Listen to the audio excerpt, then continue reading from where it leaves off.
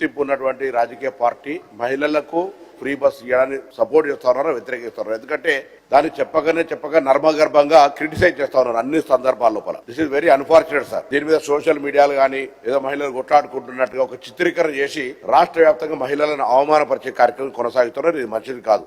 ఈ రోజు తెలంగాణ రాష్ట్రము అధికారంలోకి 7వ తారీఖు నాడు ప్రమాణ స్వీకారం చేస్తే 48 గంటల్లో 9వ తేదీ నాడు ఆర్టీసీ మహిళలకు ఉచితంగా బస్ ప్రయాణ సౌకర్యం ప్రారంభించింది అధ్యక్ష. ఇప్పుడు 69% ఆక్యుపెన్సీ రేట్ నుంచి 98% ఆక్యుపెన్సీ రేట్ వచ్చింది. మహిళల సంఖ్య కూడా గణనీయంగా ప్రయాణం లోపల పెరిగినటువంటి మాట మీ ద్వారా తెలియజేస్తాను. ఉదాహరణకు దిల్సునగర్లో ఉండేటువంటి ఒక మహిళ బంజారాయిల్స్ లో వస్తే వేతనం ఎక్కువ కొంత దొరుకుతుందనే ఆశతోటి ఇక్కడి దాకా వచ్చి పనిచేసి 5-10 వేల రూపాయలు ఎక్కువ సంపాదించే విధంగా ఉచితంగా బస్సులో ప్రయాణం చేసి డబుల్ ఆదాయాన్ని పొందేటువంటి ప్రయత్నం జరుగుతోంది అధ్యక్ష.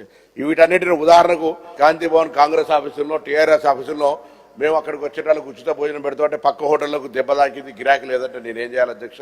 నేను ఊబర్ ఓలా పెట్టినారు, మెట్రో తెచ్చినారు, ఇవన్నీ తెచ్చినప్పుడు దాని ద్వారా ఇంకేదైనా నష్టం జరిగిందంటే దానికి అర్థం లేదు. తప్పకుండా తెలంగాణ ఉద్యమంలో ఆటో కార్మికులు కూడా మా తెలంగాణ కుటుంబ సభ్యులే. దాన్ని ఒక రాద్ధాంతం చేసి దీనికి సంబంధించి చూపెట్టడం అనేటువంటిది మంచిది కాదు. వాళ్ళ సంక్షేమం కొరకు సపరేట్ క్వశ్చన్ అడగండి, డిమాండ్ అడగండి. వాళ్ళ క్వశ్చన్ వాళ్ళకు సంక్షేమంకి ప్రభుత్వం కట్టుబడి ఉన్నది. మీరు ఆటోలకు సంబంధించి ఒక మంచి వాళ్ళకు వెల్ఫేర్ స్కీమ్ కూడా తీసుకొచ్చే ప్రయత్నం జరుగుతోంది.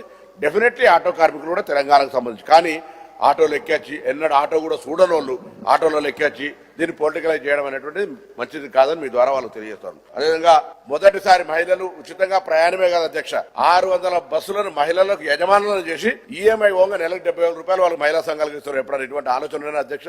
ఈసారి ప్రభుత్వం మొదటిసారిగా తీసుకొని ఆర్టీసీ ఉద్యోగుల సంక్షేమం సంబంధించి చాలా నిర్ణయాలు తీసుకుంది అధ్యక్ష. మొదటిసారి చరిత్రలో 250 మందికి మాకు జీవితాలు ఉద్యోగం పోయింది అనుకునే కుటుంబాలను ఆదుకున్నటువంటి పరిస్థితి అధ్యక్ష.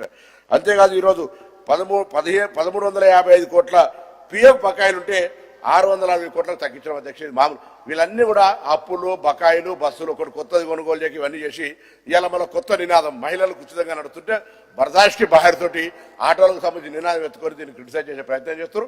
ఇది మహిళలకు సంబంధించి ఒక గొప్ప స్కీము. తప్పకుండా దీనితో ఒక సాధికారికత వచ్చింది.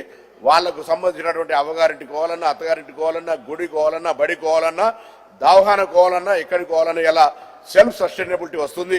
తప్పకుండా అవును, బస్సులో ప్రయాణం చేసే సందర్భంలో కూడా కొత్త నియామకాలు, కొత్త బస్సులు, కొత్త రూట్లు, మహిళలకు సాధికారికత, అన్ని రకాల సంక్షేమంతో ముందుకు పోయేటువంటి ప్రయత్నం చేస్తోంది. దీనికి దయచేసి అందరూ కూడా ఆర్టీసీ సంస్థలు ఇవాళ నిరంతరం వాళ్ళకి కొద్దిగా వర్క్ స్టేన్ అవుతున్నా కూడా కండక్టర్ల, డ్రైవర్ల కృషిని మనం అందరం కూడా హృదయపూర్వకంగా ఈ సభ అప్రిషియేట్ చేయాలని కూడా మీ ద్వారా నేను కోరుతాను. వారికి ఒక ప్రశంసను